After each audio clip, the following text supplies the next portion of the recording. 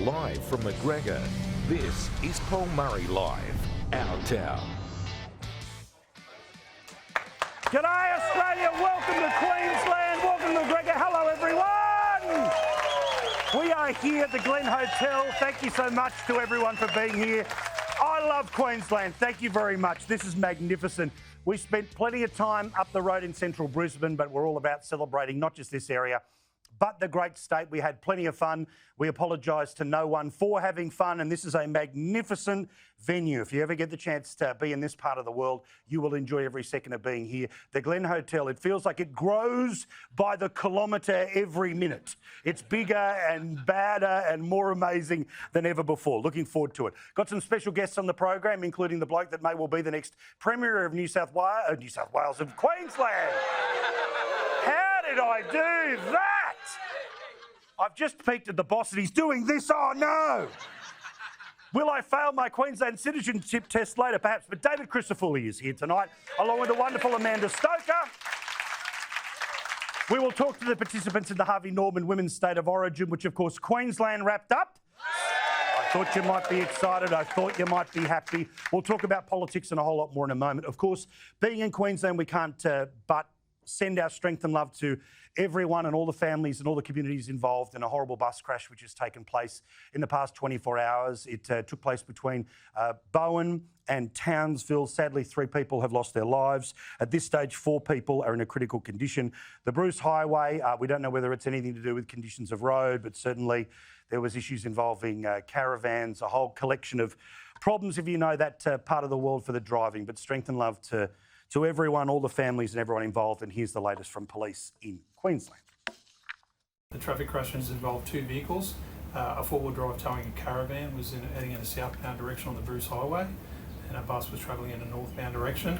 There's been a collision between those 2 vehicles, very significant impact and very significant consequences. I can confirm that there were 33 people on board the bus at the time. Unfortunately, 3 of those people are currently deceased.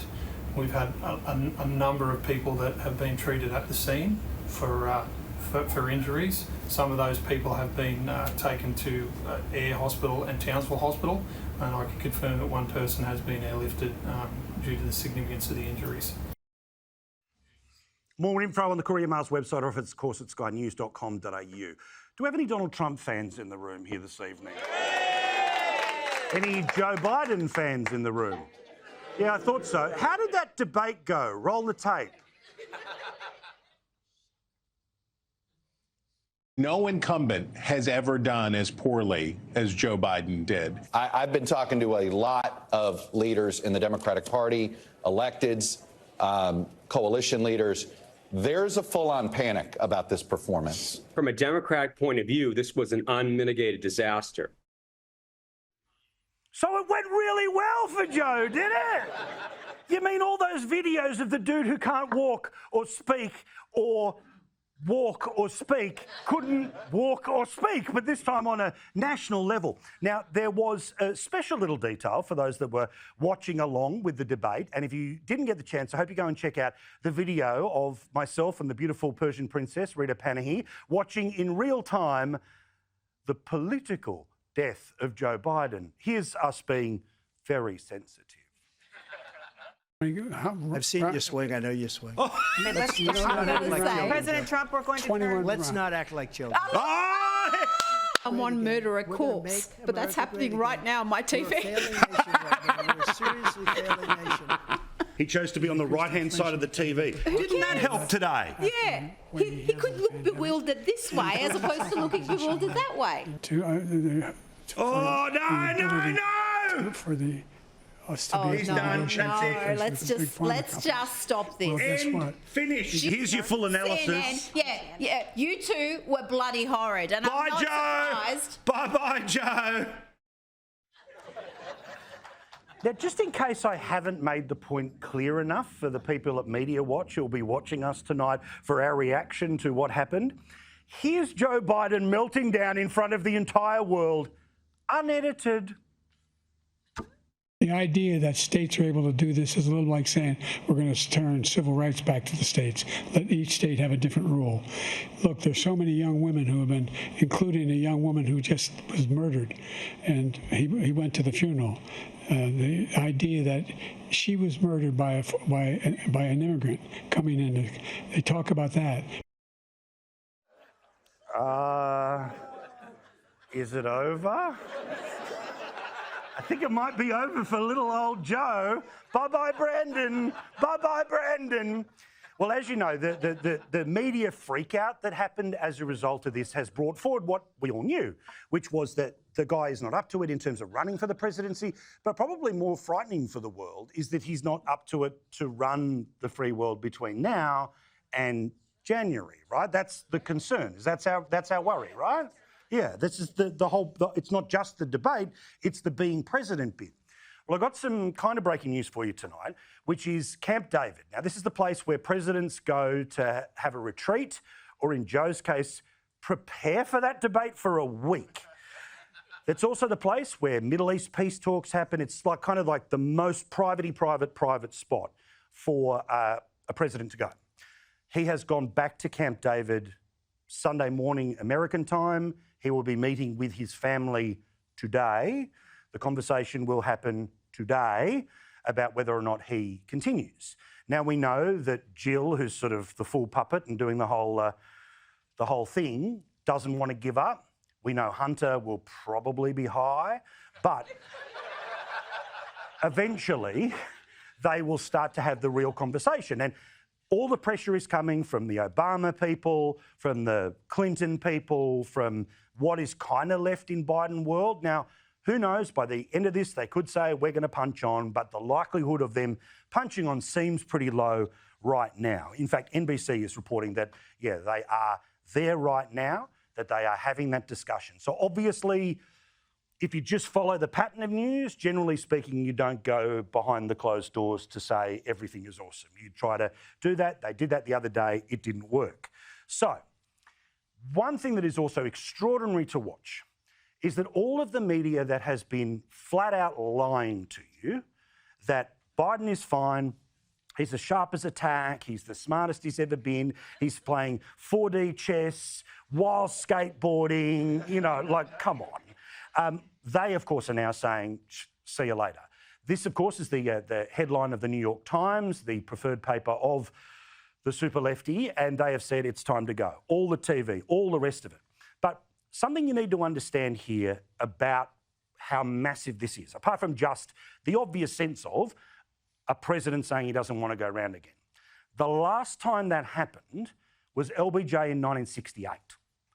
And LBJ, of course, decided not to run again because of the circumstances in and around the Vietnam War.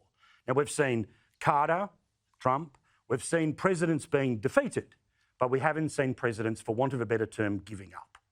The idea that that would happen is incredibly impactful, not just for history, but it also gives us an idea about Joe Biden's decision-making process. Because Joe Biden, since the very start of his presidency, has been having meetings, I mean literally White House meetings every 2 weeks with White House historians, with presidential historians. He is acutely aware of his place in history.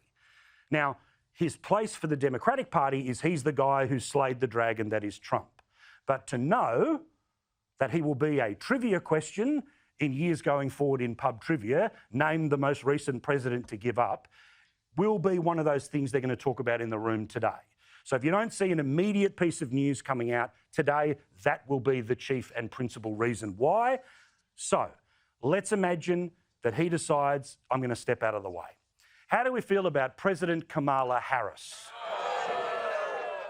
Yeah, funny you mention that, because an opinion poll of the vice president, now remember, president goes, vice president steps up. When it was Nixon, I am not a crook, jumping into the helicopter, of course, it was Ford, his vice president, who became the president.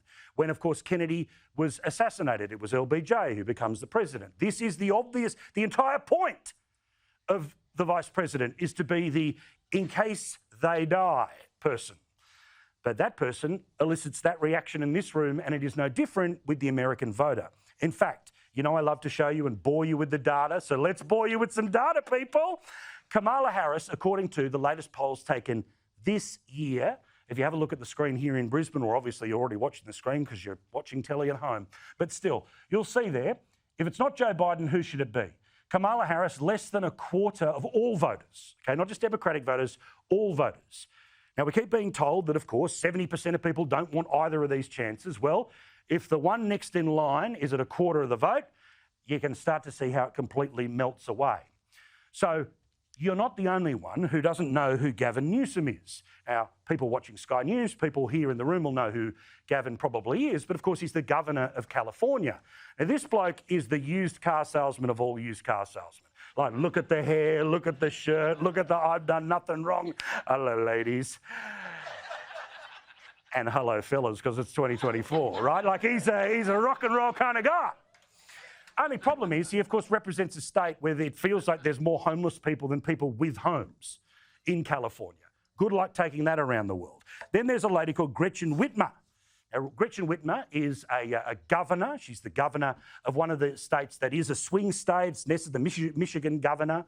The problem is she's the one who, during COVID, literally told people what aisles of the shopping centre you could go down. She banned the purchase of seeds. For some reason, that was going to stop the Wu flu. But who knew? That was how we were going to get on top of it. So she, of course, is somebody who, swing state, progressive woman, all the rest of it. But I now want to show you another bit of polling which came out this year about Joe Biden, Gretchen Whitmer, Gavin Newsom and Harris. Can we drop the strap, because I want to explain to everyone there that Joe Biden on the left-hand side is losing to Donald Trump. Kamala Harris loses to Donald Trump. Gavin Newsom gets smashed by Donald Trump. And Gretchen Whitmer also would get smashed by Donald Trump. But before we feel too smug, before we all feel like a bunch of Hillarys in 2016, that this thing is already in the bag and is done, one more piece of data, which is this. When you have a look at the popularity of both Trump and Biden going into the debate and coming out of the debate, they were hated by basically the same amount of people 1 hour after one collapsed and one trumped for an hour. So you have a scenario here where the Democrats think if it's a new face, all of that polling that says anyone but Trump or Biden would automatically reset the race and they would be able to potentially put the ball over the line and it would become a potentially easy victory. So you have people like Nikki Haley. Now remember, about 20% of Republicans have turned around and they actually voted for Nikki Haley, even when she wasn't running anymore against Donald Trump. Would those people go across to the new face and Trump would end up in a scenario where he's got 45 and the other person's got 46, 47?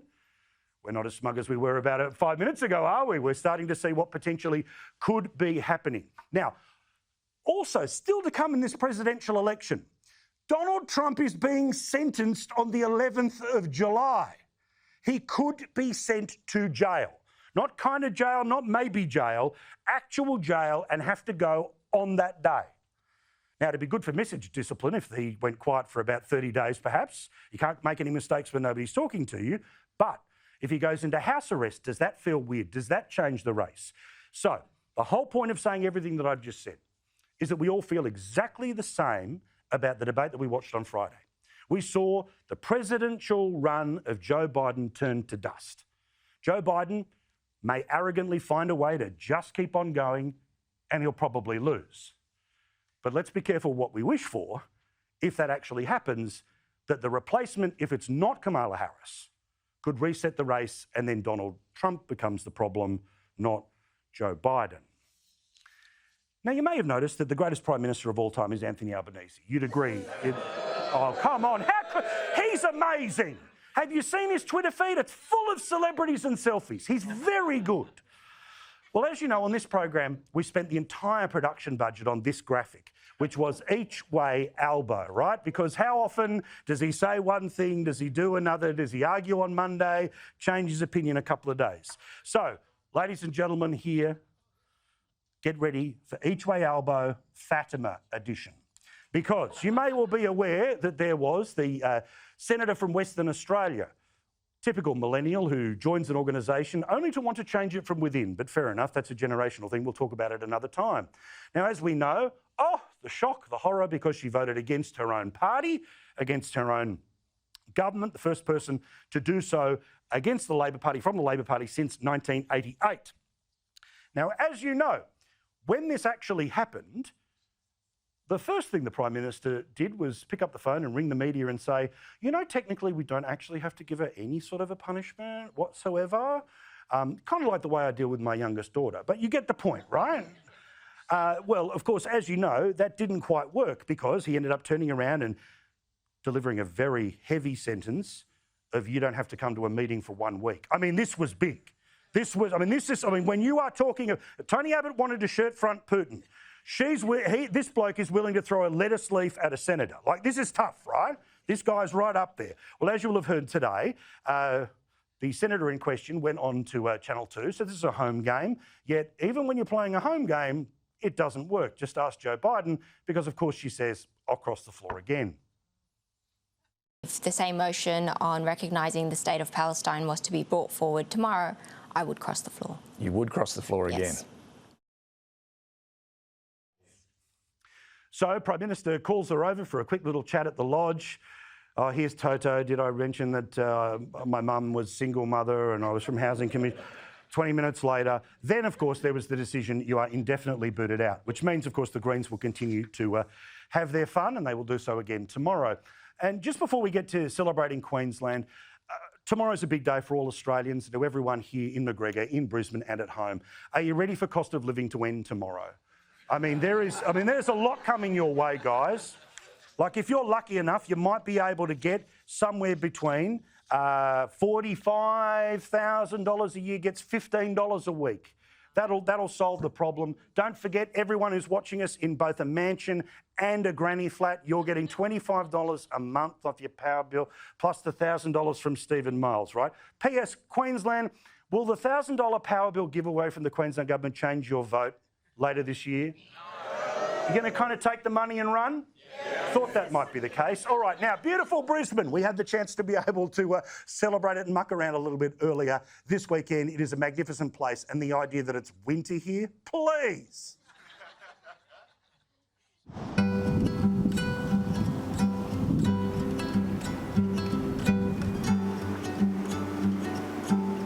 In a couple of weeks, the world will care about Paris. 4 years later, it will be Los Angeles. And then in 2032, it is beautiful Brisbane. You know how much I love Queensland, and I love this city. The city has changed so much over the years, and in my view, always for the better. But it still has awesome things from the 80s, unbelievable stuff from the 90s, little alleyways that feel like they're out of places like Melbourne. But this is a city that is open to anyone, every day.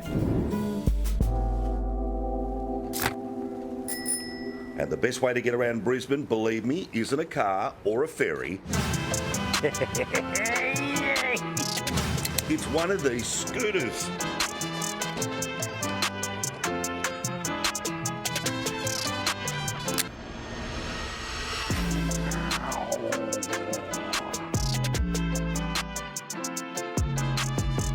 You know I love everything about this country, but I really love Queensland.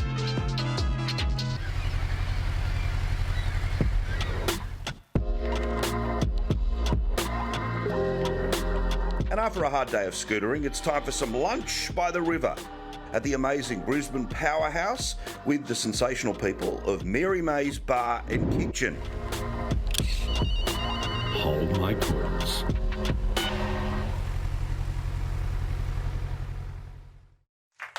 And of course, if you truly want the experience of the e-scooter in Brisbane, you have to throw it into the Brisbane River at the end of the experience. Not a lot of people love them if you live here, but they're great if you come here. All right, the wonderful Amanda Stoker is here. You know her, of course, from her time here at Sky News, the federal parliament before that. Taylor Hull is with her as well, both candidates for the LNP at the upcoming election. Give them a round of applause, ladies. Lovely to see you.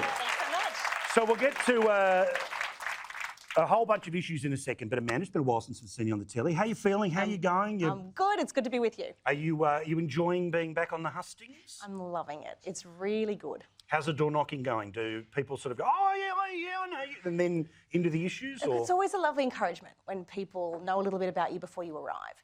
But most of them are in a bit of heartache. They're in a bit of pain, you know. They've got a government that's not really serving them well, and so they've got a lot to share.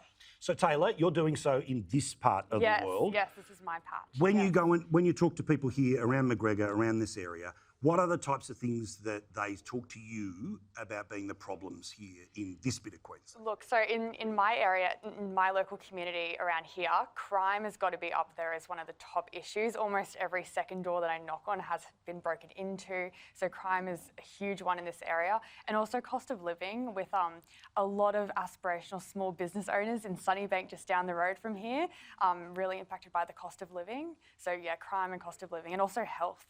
We've got a hospital here with, ramping. Well, I go nuts about ramping, right? I talk about it all the time. It's a problem in every state, but it's particularly chronic and particularly bad in the states where, let's be honest, the unions are part of the Labor Party, the Labor Party's part of unions. You would think if they could get in a room and work something out, they would be able to do so, but no one is finding those solutions. No one's knocking their heads together. No one's putting the proper amount of money in. The idea that the highest ramping in the history of the state is happening right now, after multiple premiers, multiple terms, all the rest of it. While most of the time the ambulance is going to turn up, there's plenty of examples when they don't. There's plenty of examples of people sitting in the back of a hospital, in back of an ambulance for too long. It feels like Queensland has now hit this threshold of, all right, enough, but then they're also very interested in how you fix the problems as well. Yeah, look, you're quite right. In my part of the world, Redland Hospital has had the worst statistic on record for hospital ramping. And it breaks my heart because it's a great hospital, but it's a little country hospital servicing what is a big outer suburban area. It's grown so much in recent years. And you've got great nurses and wardies and doctors who are suffering under the strain. But the LNP does have a really good plan to turn this stuff around. It means giving good data to those hospitals and AMBOs to be able to know where to use their resources in real time, putting doctors and nurses back in charge, and making sure they've got the resources and support they need to service what are big communities. And Taylor, do you have a feeling that Queensland is ready for the turn, ready for the change? I mean, I get it. You're Team Blue. You're going to tell me that's the case, but your sense of things, does it feel different than last election? Does it feel that the reason I say this, I have a slight amount of PTSD. I remember saying about the great need for a change 4 years ago, and it didn't happen. Yeah, look, I think in my local community around here, I think people know that they've been taken for granted for too long. And yeah, I really do feel it out there. I think people do know that it's time for a change. So tell us about yourself. What did you do before this moment? So I have a background in economics. Awesome. So that's my background and that's my passion. And I think one of the reasons why I did decide to put my hand up was because my own grandfather, who's in his 90s, was ramped at QE2 Hospital in Toohey, just down the road, for 5 hours, and that just broke my heart. Like my 90-something, year old grandfather ramped at the local hospital. Well, quick question: hands up, who has faith in the ambulance system right now in Queensland? In the people, of course, the people working. But do we trust them on it? Right. Yeah. Well, there you go. Little random sample at any time. Amanda, last one here. Again, the way that Queensland politics has worked for a long period of time is that the government's had really good relationships with the media. They've been able to change the subject at the last minute. Yeah. You've seen things like the $1,000. You've seen all of the, do you think that they still have that capacity to change the subject at the last minute, and the election campaign is about something that's really important on the day, but is not actually anything to do with the 4 years between elections? Look, they're great at campaigning. Yeah. There's no doubt about that. But I door knocked the day after the $1,000 energy subsidy came out. And people were white hot angry because they said, you didn't maintain our energy assets in the Callide power plant, so it blew up, so our energy bills blew out, and we've all been suffering for years with the consequences. And now you think you can give us $1,000 of our own taxpayer money. Correct. And we're going to come back and say, oh, gee, thanks for that. What we want is for you to solve the problems, to maintain our assets and to do the forward planning, that means people can see the cost of living going down in real ways for the long term. Bloody yeah. Thank you very much, guys. I appreciate it. Good luck. Hey, thanks. Go, good luck. Kick ass. All right, quick break. Back with plenty more, including a celebration of State of Origin where Queensland just won the decider in the women's game. More in a sec. Thanks to the good people of Harvey Norman. This is our team.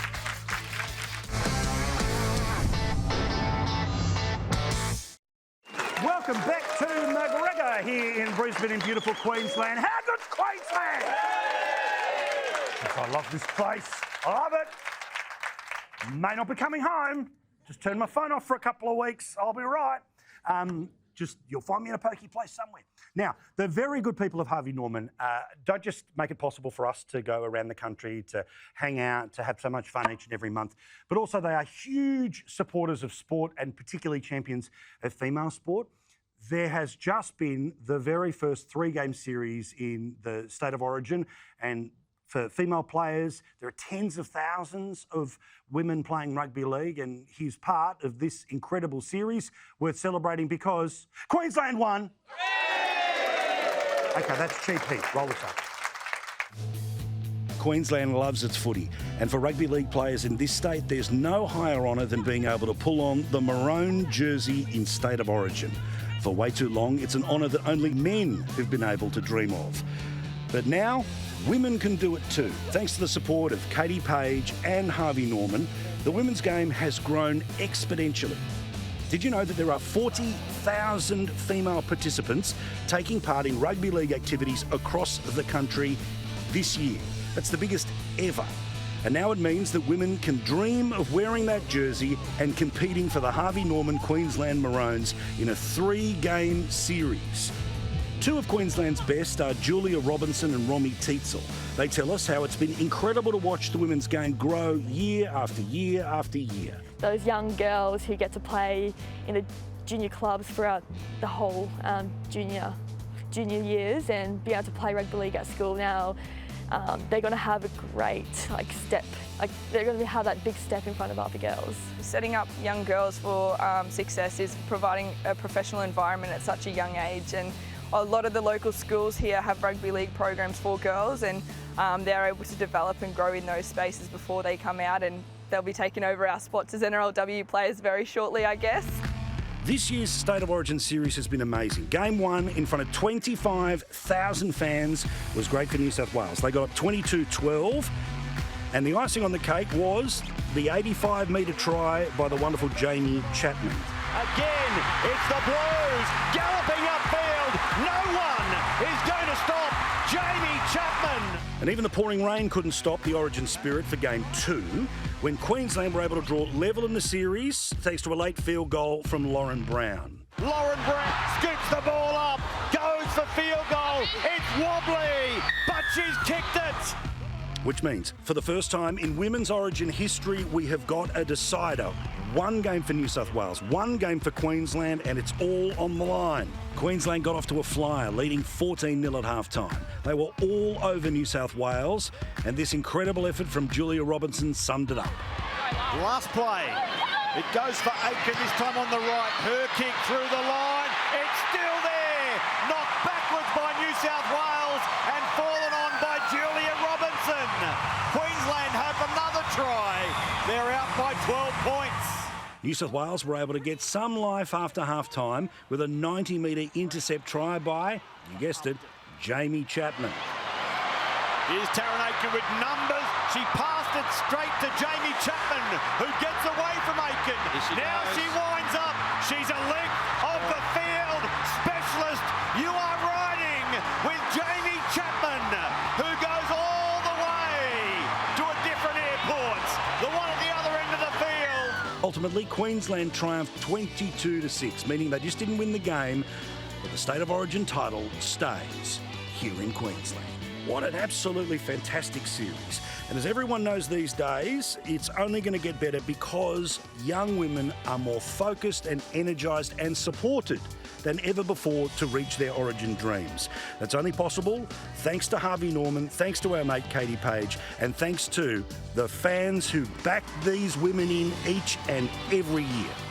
It's pretty surreal, to be honest. Growing up, I never had any female role models in the rugby league space. Not many girls played rugby league, and especially in a small town, I think that was something that didn't really happen, and not many young girls got involved. It will get to the point that girls won't have to work, and that all they have to do is go to training and play footy.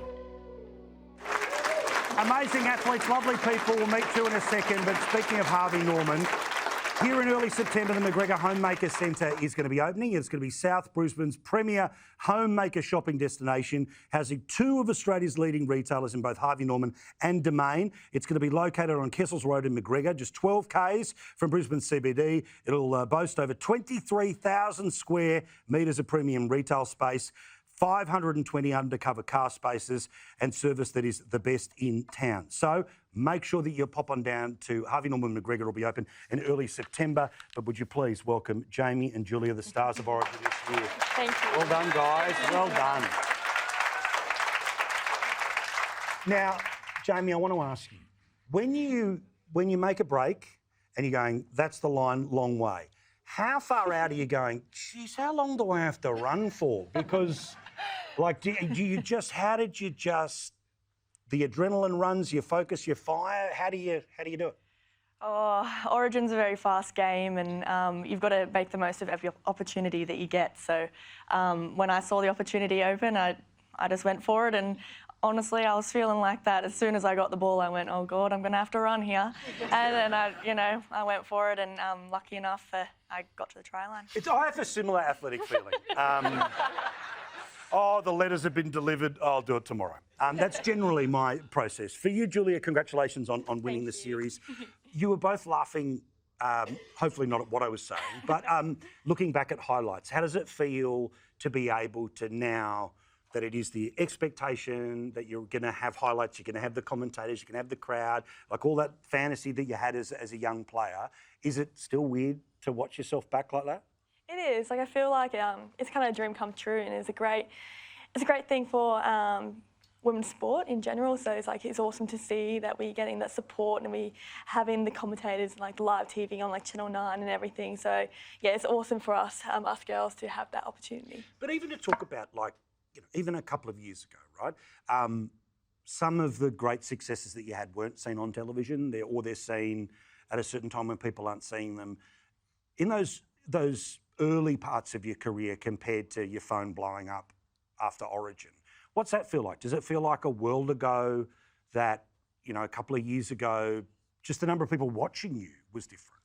Yeah, definitely. I'm only still one of the young ones. I'm the youngest in the New South Wales team, and I don't feel it, to be honest, after all the footy I've had. But even from when I was coming through, I was a development player, and we were only getting paid a few $1,000s, and we still have to work a full-time job at the moment and juggle both football and a job. But to see where it's come from just in the short time that I've been a part of NRLW, then it's come so far, and it's growing so fast and so rapidly, and thanks to all our sponsors, our fans, and all the young girls pushing us to be better. So the wonderful thing about Origin is we've all known as fans, and then obviously you guys as players, right? Do you go through the same process that a fan does when you turn around and you go, okay, we won game one or we lost game one, that's okay, we got game two, all right, don't worry about it. Well, if we do this, like, is it all or nothing regardless of whether it's game one or game three? Yeah, I feel like you have to treat every game as like do or die. Like I feel like especially in our second game, like it was do or die for us. We had to like win that game or it was done for us. So I think we always like prepare like it's just another game. So we obviously reflect and review the first games, but we can't treat every game as like another game. So yeah, going hard. Which bit hurt the most after the game? Always when you're seeing Queensland lift up that shield, I think yeah. I looked the opposite direction and I was just doing like this. So much sympathy in the room too. I mean, you really feel for the New South Wales. Oh, look, isn't that just terrible? Congratulations. Thank you for everything that you're doing in your career, the inspiration that you're giving to young women all over the country. Congratulations. Give it up for them. Well done, guys. Thank you so much, Jamie. Thank you very much, Julia. Now, also, I've got a special... You don't get to win this prize. I'm about to... You're going, I'm going to get some... No, no more prizes for you. Thanks to the good people of Harvey Norman. No. I'll backhand this later. It's all good, don't worry. OK, now I have got a $500 gift voucher, thanks to the very good people of Harvey Norman. I'm about to give it away here. So, do you have a yellow ticket if you're in the room? All right. Does it have the letter D in it? If it's ticket 47, you just won $500 gift voucher from Harvey Norman. Winners in the room?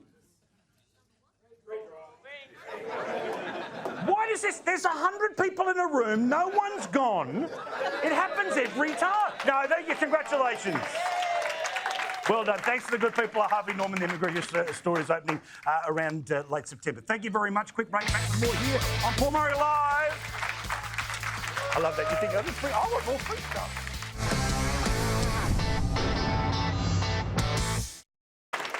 Thanks for watching. Now, as you know, we've done shows from Toowoomba and all over Queensland, and the dominant issue, as you heard with Amanda before, is crime, youth crime.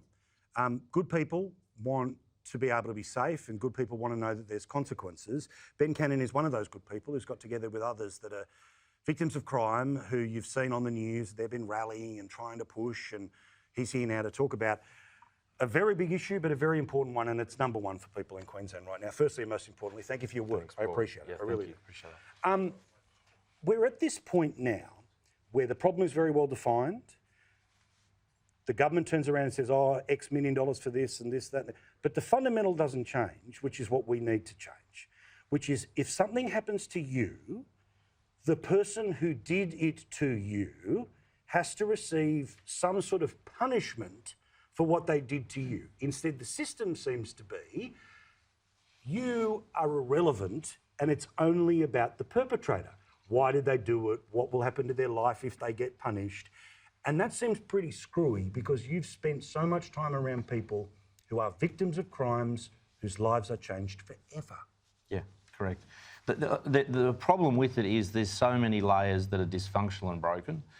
You know, you go from the use. The most confronting thing for us in our situation was meeting kids that, you know, I coach football. I've got kids that are the same age as them, you know, that are causing just horrific, like, war scenes. You know, some trauma's happened to them, some crimes have been committed to them that hasn't been brought to task. They then end up doing this apprenticeship on crime through this revolving door of justice that we have in Queensland, and they get better at it. And when they get better at it in crime, more people get hurt and there's more victims. You know, when you get to the Sentencing Act, this is stuff I didn't want to know a lot about. But when you look at the Sentencing Act, you know, there's a statue at the front with the sort of scales. Blind justice. Yeah, that's it. So what the problem with it is there's no scales. Like, it's all weighted to one side, which is as you say, the welfare and the sob story of the criminal. Now, I'm not saying it's not a part of it. It has to be, and we have to get better at rehabilitating these people. Otherwise, we get this repeat cycle. But if you can't have the same weight on the other side, which is the victim, then it's an imbalanced justice. Well, and I often flip my lid when I hear well-meaning people, right? I don't think there's a lot of nasty people in the system. It's just they think there's only one solution and it's the one they've got, right? But when I hear about things like, oh, raising the age of criminal responsibility, now that will not disappear crime. It will just disappear, allegedly, being able to hold somebody responsible for the crime, right? So in places like Victoria, they're going up to 14.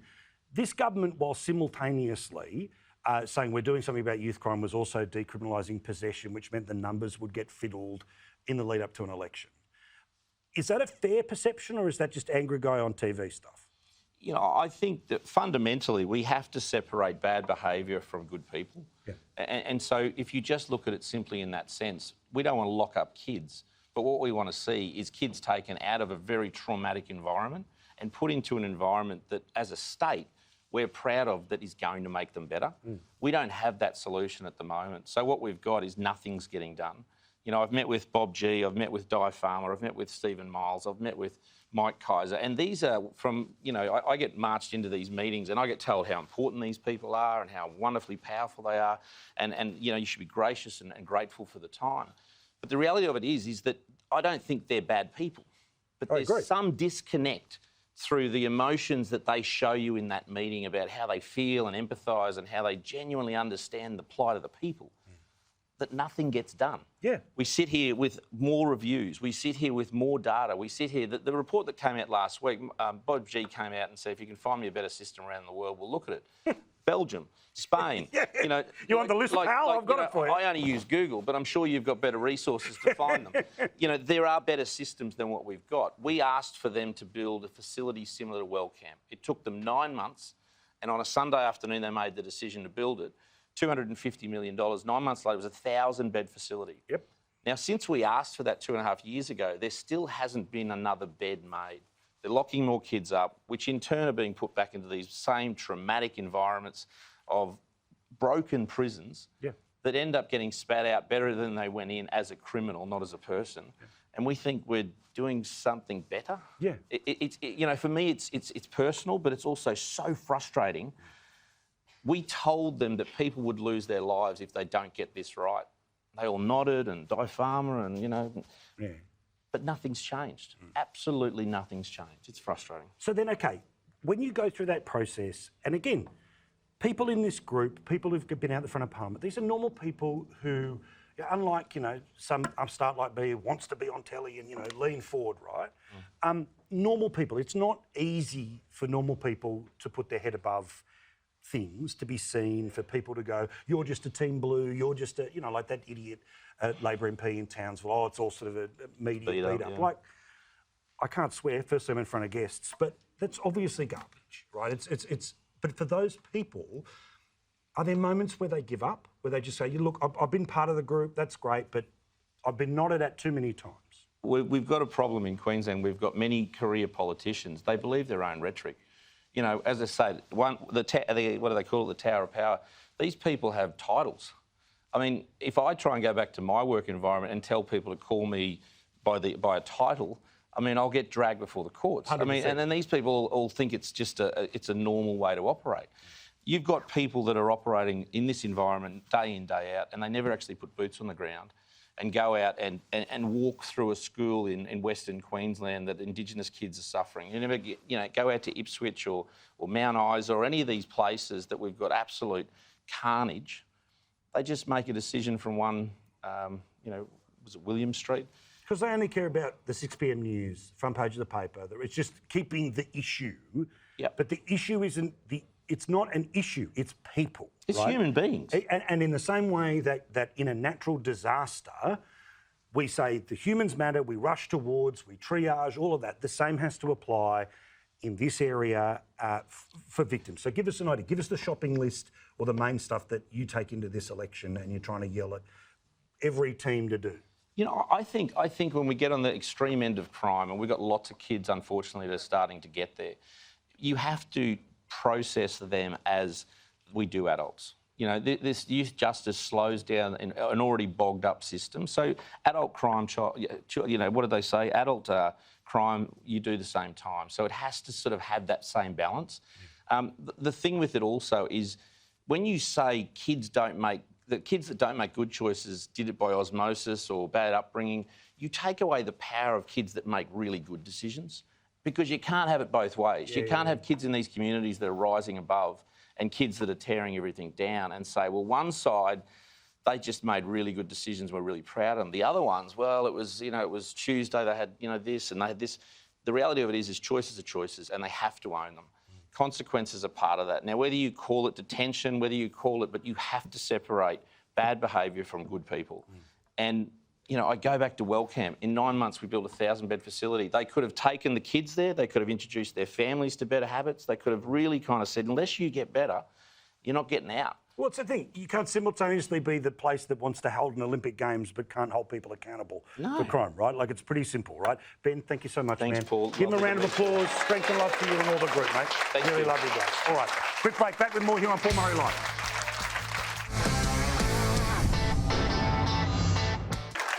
Back to the Glen Hotel here in McGregor. Thank you to Brian and Kathy for taking care of us. Why am I sitting like this? Because a man who might be about to become the Queensland Premier, should the election go his way, is none other than the great David Crisafulli, leader of the LNP. Give him a round of applause. This man's a very good man. But before we get into a conversation, I have longed for an opportunity to become a Queenslander without actually living in Queensland because whatever. Now, would you have me? Yeah. All right, good. Now, as I've said, if you pass a law that blood transfusions to become a Queenslander makes you... great, awesome. But till then, I'm going to answer some of your questions. I'm going to sit a Queensland citizenship test. Not legal for those that are watching if it's The Guardian. Yeah. Look at this. So, what are some questions? And let's see if I'm a Queenslander. And if I need to phone a friend, I've got 100 with me. I've got half a dozen here. Oh, hang on, there's music. No, they've got music. They have music. Mate, I've waited all my life to be the one asking you questions. Yeah. Actually, this is really good. All right. What is the animal emblem of Queensland? It's not Matilda, because that's the Gold Coast. It's a koala. Oh! Thank you. Okay, I knew that. All right. The next one is, who is the Queensland Premier? And you can't name the head of the CFMEU. Giggles Miles. Giggles Miles. All right. Which Queensland city is known as the Rum City? Bundaberg. Well done. Which Queensland band is best known for the song My Happiness? Powderfinger. Well done. And didn't they do an album about Vulture Street, which is near the Gabba? Well done. Yes! Very well. That's another half a point. Which of the following icons... He's too good at this. Which of the following icons is not found in Queensland? The big bull, the big mango, the big pineapple, or the big prawn? The big prawn, because that's in Taree. Northern New South Wales, but yes, that's okay. Ballina! It's in Ballina. 2 to go. Two to go. Do I look actually nervous? Because I am. What? If I was to say that I had in my possession a Milton mango, what is it? Can I phone a friend? Think it's the Price is Right. Oh, it's some sort of alcohol? Yes. Drinking? Yes. A Milton mango, though. Yes. So Milton Dick, which means I get drunk and I'm an idiot. That's different. Does it mean I overspend on something? I don't know.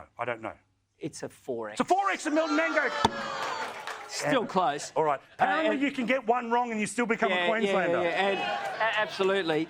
And the final, who is the current holder of the State of Origin Shield for the men? Queensland.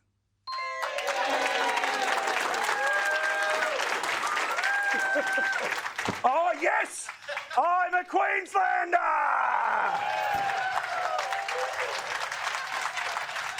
This is... Thank you. I appreciate it. We will have you anytime. Thank you. All right. And in exchange for this citizenship, let's now talk about what you'd like to do at the election. How good's that? I'm a Queenslander. Great. A Milton mango. Bugger. That's going to get me for a while. You've heard about what people say on the doors. It'd be the same from Roma to all sorts of places. Is it crime? Is it cost of living? Is it housing? What's the thing that Queensland desperately needs? We're saying to people the battle lines for the election is after a decade of this mob. Are things better or worse when it comes to youth crime, health, housing and cost of living, and who's got the right plans to do something about it? And tonight, you saw earlier on the kind of talent that we've got in our team. We've got a generation of candidates who understand their communities, and increasingly people are saying, I've had enough, and they want to know that there is a better way, and we're charting that better course. So for every one of the 4 crises that we've outlined, we've also put forward our solutions. So let me be clear, if government changes by the end of the year, the Making Queensland Safer laws will be laws. It'll be the first bit of legislation we take to the Parliament. It'll be passed by the end of the year. It will remove detention as a last resort.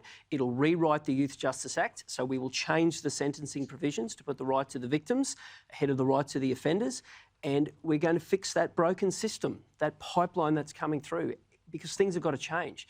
And for all of those crises, we've mapped out a solution. I want to ask David the bloke a question. Why do you want to be Premier? And I don't mean that in the soft way because you know that I would like a change too. I'm asking you, the bloke, to every other normal person in this room and watching. Why do you want to be Premier? Because I want people to have hope again. And I want my dad, who's a farmer, to know that he's not going to have a different set of regulation and rules and an anti-dams agenda. I want my sister, who runs a small business, to know that there's not going to be those increasing costs. I want my mates to know that when they put their kids to bed at night, they don't have to make a decision whether or not to hide the keys under a pillow or leave them at the front door. And I wanted people to know that when they pick up a phone that there's going to be an ambo that turns up. We're a hell of a lot better than what we're getting at the moment. This remains the best state in the country. And I want people to know that despite the fact I point out that we've got a rubbish government, all the fundamentals of this place are rock solid. You know, we've got agriculture, we've got mining, we've got tourism. People are looking at us. They're looking to headquarter businesses here if we get the mechanics right. But it won't happen if we keep changing taxations and regulations. It won't happen if we have more victims of crime than anywhere else. But if we get that fundamentals right, mate, this place is primed for great things. Good man. Thank you so much. David Crisafulli, good luck. Good luck to your team. Thank you for the Queenslander thing. Thank you, Glen Hotel. We'll see you again, McGregor. Thanks to the good people of Harvey Norman. We've got a store coming here in September. We'll see you tomorrow night on the telly. Here's the Royal Report.